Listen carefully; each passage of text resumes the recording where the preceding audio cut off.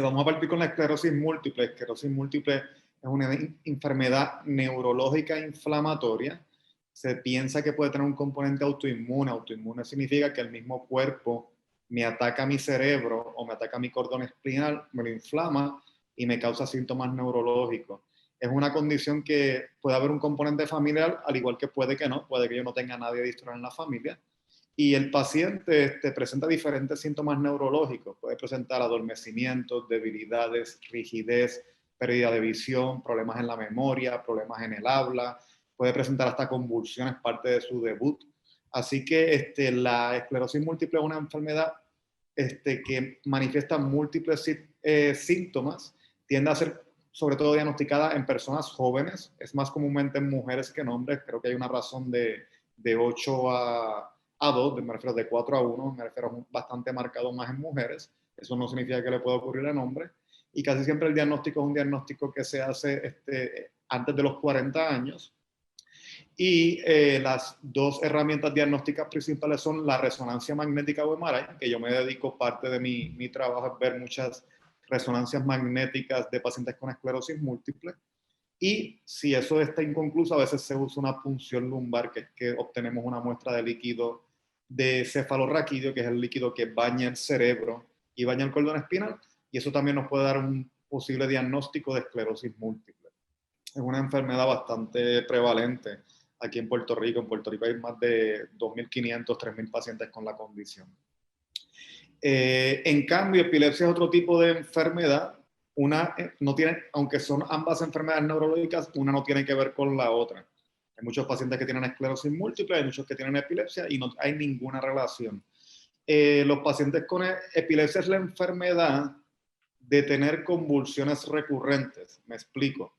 La convulsión es el síntoma es lo que ve el paciente, ve el testigo, lo que reportan, los movimientos involuntarios, la pérdida de conocimiento, contracciones involuntarias. Eso es la convulsión. La enfermedad de tener esas convulsiones recurrentes es lo que se conoce como epilepsia. Un ejemplo, me refiero. Un paciente que es diabético y usa insulina y se administra insulina y le baja el azúcar, le da una sobredosis de insulina y le baja el azúcar, puede tener una convulsión secundaria a esa sobredosis de insulina que le causa una hipoglicemia. Esa hipoglicemia me provoca una convulsión. Esa convulsión es lo que se conoce como convulsión provocada y no es sinónimo de epilepsia. Esa persona no tiene epilepsia porque si yo le remuevo la sobredosis de insulina, por decirlo así, ese factor provocante, pues el paciente no va a convulsar más.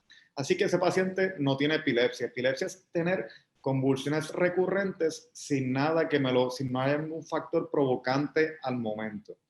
Así que todo paciente con epilepsia tiene convulsiones, pero no todo paciente con convulsiones necesariamente tiene epilepsia.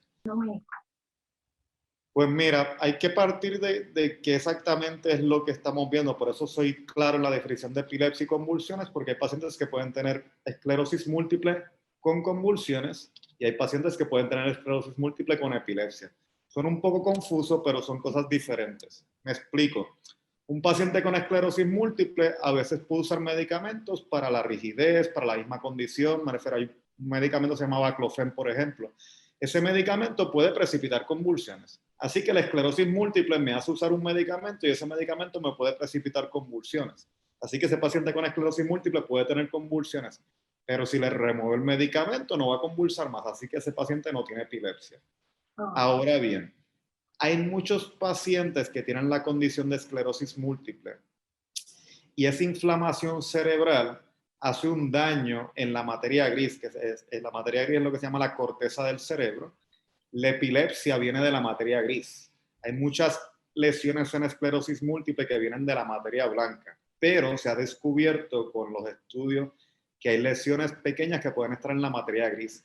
Esas lesiones inflamatorias de esclerosis múltiple, al hacerme un daño en la materia gris, me pueden causar convulsiones y si esas convulsiones son recurrentes, el paciente tiene epilepsia. Para que tengas una idea, la población en general, hay cerca de 1% de la población que tiene epilepsia. Una de cada 100 personas que vemos por ahí probablemente tiene un diagnóstico de epilepsia. Es bastante común. Es la cuarta condición neurológica más común, la epilepsia. Los pacientes con esclerosis múltiple tienen hasta 3% de riesgo de tener epilepsia, así que es 3 veces más el riesgo que una persona que no tiene esclerosis múltiple.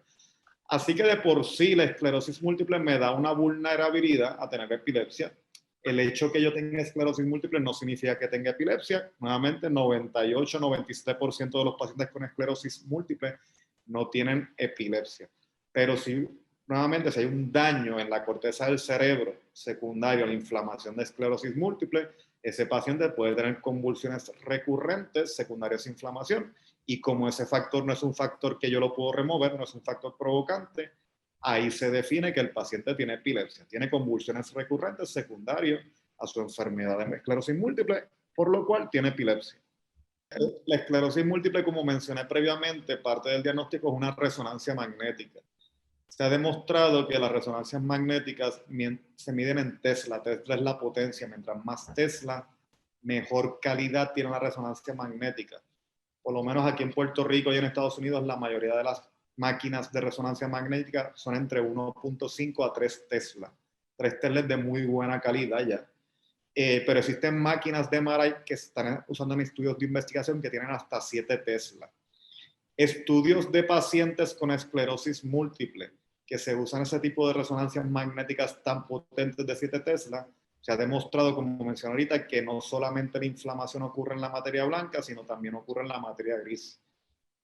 Al demostrar que ocurre en la materia gris, ahí es donde se puede ver la asociación entre epilepsia y esclerosis múltiple, porque como mencioné ahorita, la epilepsia es una enfermedad de la materia gris del cerebro, lo que se llama la corteza del cerebro.